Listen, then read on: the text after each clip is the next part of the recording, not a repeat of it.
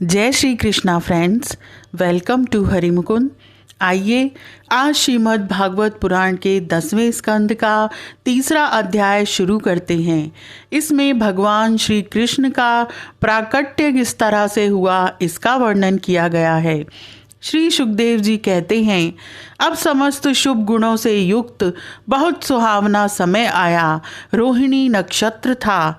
आकाश के सभी नक्षत्र, ग्रह और तारे शांत सौम्य हो रहे थे। दिशाएं स्वच्छ प्रसन्न थीं।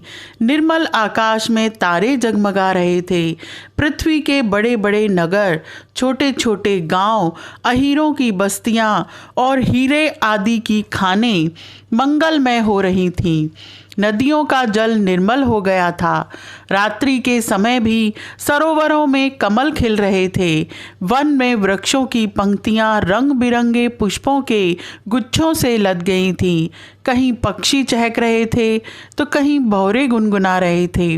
उस समय परम पवित्र और शीतल मंद सुगंध वायु अपने स्पर्श से लोगों को सुखदान करती हुई बह रही थी। ब्राह्मणों के अग्निहोत्र की कभी न बुझने वाली अग्नियां जो कंस के अत्याचार से बुझ गई थीं, वे इस समय अपने आप जल उठीं। संत पुरुष पहले से ही चाहते थे कि असुरों की बढ़ती न हो पाए। अब उनका मन सहसा प्रसन्नता से भर गया। जिस समय भगवान के आविर्भाव का अवसर आया, स्वर्ग में देवताओं की दुंदुभियां अपने आप बज उठीं। किन्नर और गंधर्व मधुर स्वर में गाने लगे तथा सिद्ध और चारण भगवान के मंगलमय गुणों की स्तुति करने लगे। विद्याधरियां अप्सराओं के साथ नाचने लगीं। बड़े बड़े देवता और ऋषि मुनि आनंद से भरकर पुष्पों की वर्षा करने लगे। जल से भरे हुए बादल समुद्र के पास जाकर धीरे धीरे गर्जना करने लगे। जन्म मृत्यु के चक्र से छुड़ाने वाले जनार्दन के अवतार का समय था। निशीथ चारों ओर अंधकार का साम्राज्य था।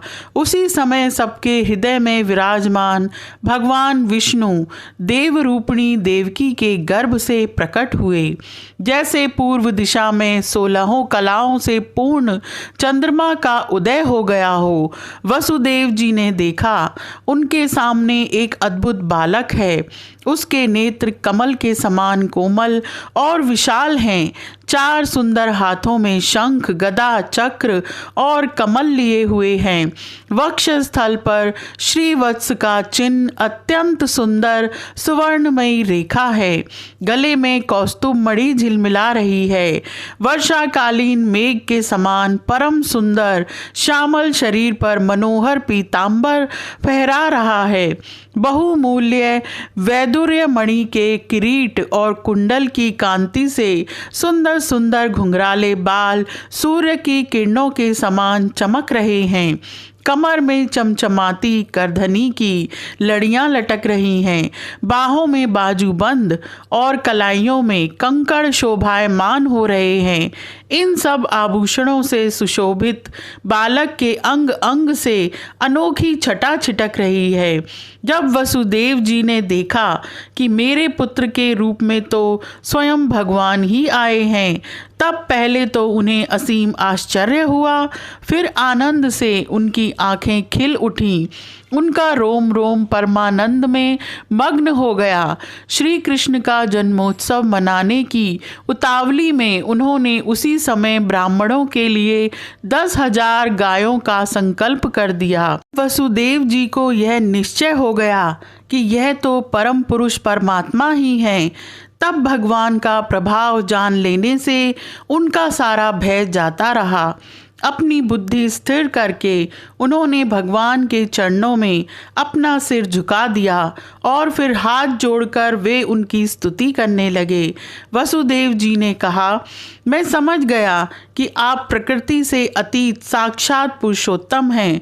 आपका स्वरूप है केवल अनुभव और केवल आनंद।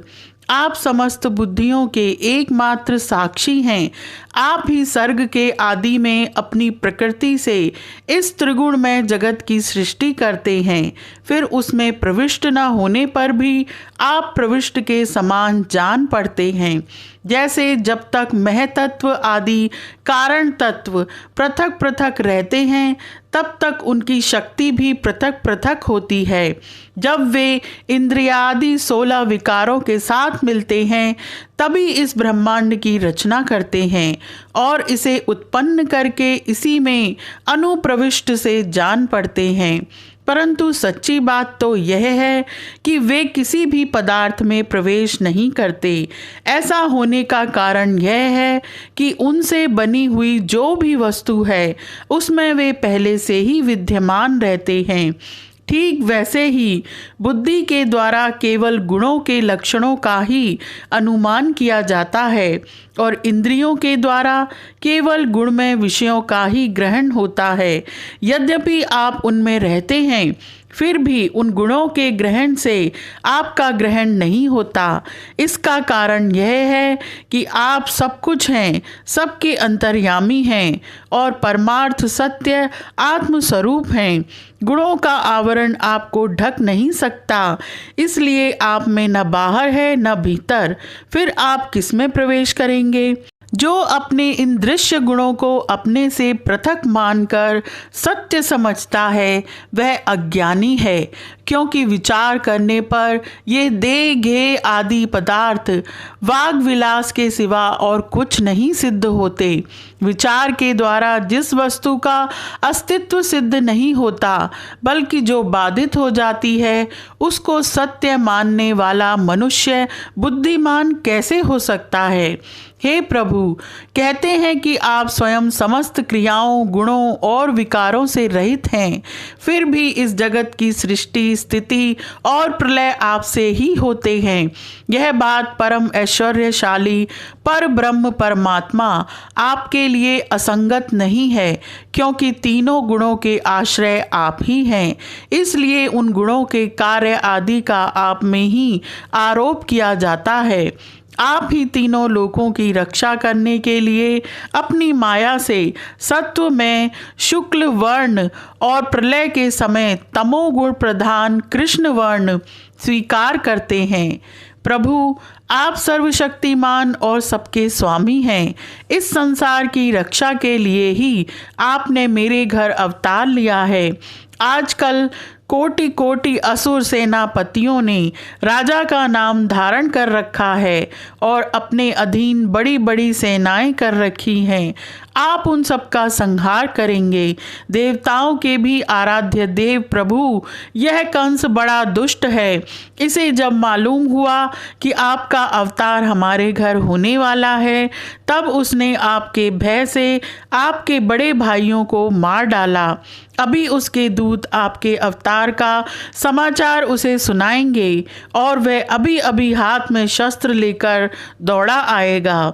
श्री सुखदेव जी कहते हैं, इधर देवकी ने देखा कि मेरे पुत्र में तो पुरुषोत्तम भगवान के सभी लक्षण मौजूद हैं। पहले तो उन्हें कंस से कुछ भय मालूम हुआ, परंतु फिर वे बड़े पवित्र भाव से मुस्कुराती हुई स्तुति करने लगी।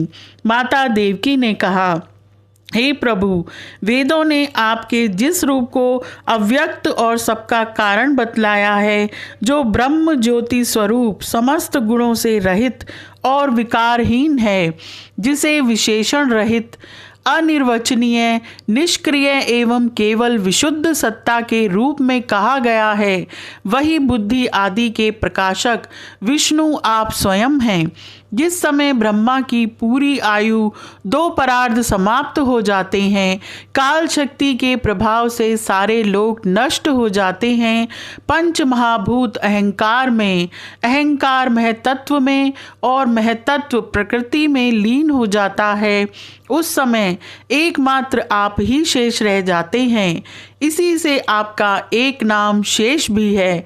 प्रकृति के एकमात्र सहायक प्रभु निमेष से लेकर वर्ष पर्यंत अनेक विभागों में विभक्त जो काल है, जिसकी चेष्टा से यह संपूर्ण विश्व सचेष्ट हो रहा है और जिसकी कोई सीमा नहीं है, वह आपकी लीला मात्र है। आप सर्वशक्तिमान और परम कल्याण के आश्रय हैं। प्रभु, आप हैं भक्त भयहारी और हम लोग इस दुष्ट कंस से बहुत ही भयभीत हैं। अतः आप हमारी रक्षा कीजिए। आपका यह चतुर्भुज दिव्य रूप ध्यान की वस्तु है।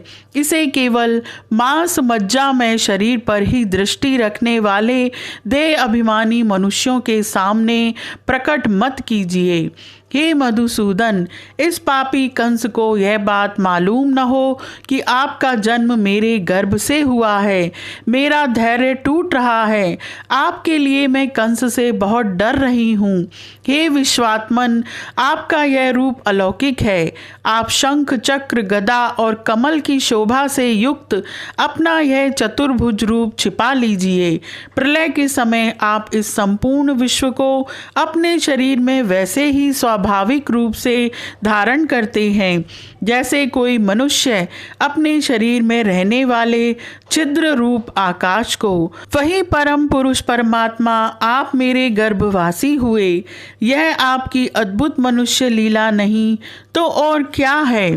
श्री भगवान ने कहा, हे देवी, स्वयंभू मनवंतर में जब तुम्हारा पहला जन्म हुआ था, उस समय तुम्हारा नाम था प्रश्नि और ये वसुदेव सुतपा नाम के प्रजापति थे। तुम दोनों के हृदय बड़े ही शुद्ध थे। जब ब्रह्मा जी ने तुम दोनों को संतान उत्पन्न करने की आज्ञा दी, तब तुम लोगों ने इंद्रियों का दमन करके उत्कृष्ट तपस्या की। तुम दोनों ने वर्षा, वायु, घाम, शीत, उष्ण आदि काल के विभिन्न गुणों का सहन किया और प्राणायाम के द्वारा अपने मन के मल धो डाले। तुम दोनों कभी सूखे पत्ते खा लेते और कभी हवा पीकर ही रह जाते। तुम्हारा चित्त बड़ा शांत था। इस प्रकार तुम लोगों ने मुझसे अभीष्ट वस्तु प्राप्त करने की इच्छा से मेरी आराधना की। मुझ में चित्त लगाकर ऐसा परम दुष्कर और घोर तप करते करते देवताओं के 12,000 वर्ष बीत गए। पुण्यमयी देवी, उस समय मैं तुम दोनों पर प्रसन्न हुआ, क्योंकि तुम दोनों ने तपस्या, श्रद्धा और प्रेममयी भक्ति से अपने हृदय में नित्य निरंतर मेरी भावना की थी। उस समय तुम दोनों की अभिलाषा पूर्ण करने के लिए वर देने वालों का राजा मैं इसी रूप से तुम्हारे सामने प्रकट हुआ। जब मैंने कहा कि तुम्हारी जो इच्छा हो मुझसे मांग लो, तब तुम दोनों ने मेरे जैसा पुत्र मांगा। उस समय तक विषय भोगों से तुम लोगों का कोई संबंध नहीं हुआ था। तुम्हारे कोई संतान भी न थी। इसलिए मेरी माया से मोहित होकर तुम दोनों ने मुझसे मोक्ष नहीं मांगा। तुम्हें मेरे जैसा पुत्र होने का वर प्राप्त हो गया और मैं वहाँ से चला गया। अब सफल मनोरथ होकर तुम लोग विषयों का भोग करने लगे।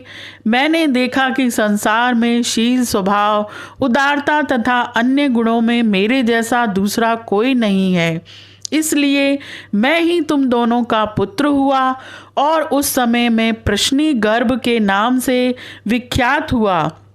फिर दूसरे जन्म में तुम हुई अदिति और वसुदेव हुए कश्यप। उस समय भी मैं तुम्हारा पुत्र हुआ। मेरा नाम था उपेंद्र। शरीर छोटा होने के कारण लोग मुझे वामन भी कहते थे। सती देवकी, तुम्हारे इस तीसरे जन्म में भी मैं उसी रूप से फिर तुम्हारा पुत्र हुआ हूँ। मेरी वाणी सर्वदा सत्य होती है। मैंने तुम्हें अपना यह रूप इसलिए दिखला दिया है कि तुम्हें मेरे पूर्व अवतारों का स्मरण हो जाए। यदि मैं ऐसा नहीं करता तो केवल मनुष्य शरीर से मेरे अवतार की पहचान नहीं हो पाती।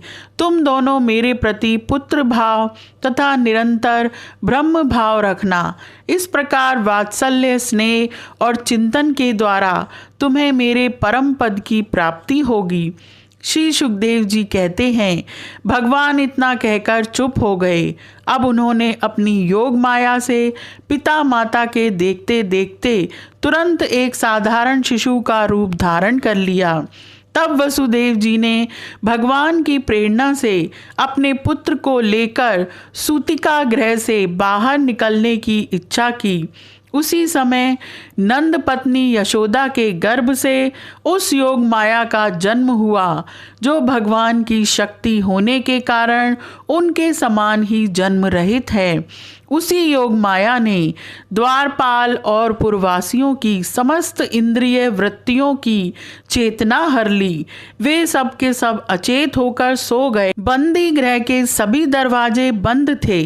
उनमें बड़े बड़े किवाड़, लोहे की जंजीरें और ताले जड़े हुए थे। उनके बाहर जाना बड़ा ही कठिन था। परंतु वसुदेव जी भगवान श्री कृष्ण को गोद में लेकर जो ही उनके निकट पहुँचे, त्यों ही वे सब दरवाजे आप से आप खुल गए। ठीक वैसे ही जैसे सूर्योदय होते ही अंधकार दूर हो जाता है, उस समय बादल धीरे धीरे गरजकर जल की फुहारें छोड़ रहे थे। इसलिए शेष जी अपने फनों से जल को रोकते हुए भगवान के पीछे पीछे चलने लगे। उन दिनों बार बार वर्षा होती रहती थी। इससे यमुना जी बहुत बढ़ गई थीं। उनका प्रवाह गहरा और तेज हो गया था। तरल तरंगों के कारण जल पर फेन ही फेन हो रहा था। सैकड़ों भयानक भंवर पड़ रहे थे। जैसे सीतापति भगवान श्री राम जी को समुद्र ने मार्ग दे दिया था, वैसे ही यमुना जी ने भगवान को मार्ग दे दिया। वसुदेव जी ने नंद बाबा के गोकुल में जाकर देखा कि सब के सब गोप नींद से अचेत पड़े हुए हैं। उन्होंने अपने पुत्र को यशोदा जी की शैया पर सुला दिया और उनकी नवजात कन्या लेकर वे बंदी गृह में लौट आए। जेल में पहुंचकर वसुदेव जी ने उस कन्या को देवकी की शैया पर सुला दिया और अपने पैरों में बेड़ियां डाल लीं तथा पहले की तरह वे बंदी गृह में बंद हो गए। उधर नंद पत्नी यशोदा जी को इतना तो मालूम हुआ कि कोई संतान हुई है, परंतु वे यह न जान सकी कि पुत्र है या पुत्री, क्योंकि एक तो उन्हें बड़ा परिश्रम हुआ था और दूसरे योग माया ने उन्हें अचेत कर दिया था। यह अध्याय यहीं समाप्त होता है। आज के लिए इतना ही। Please like, share and subscribe my channel. Thank you.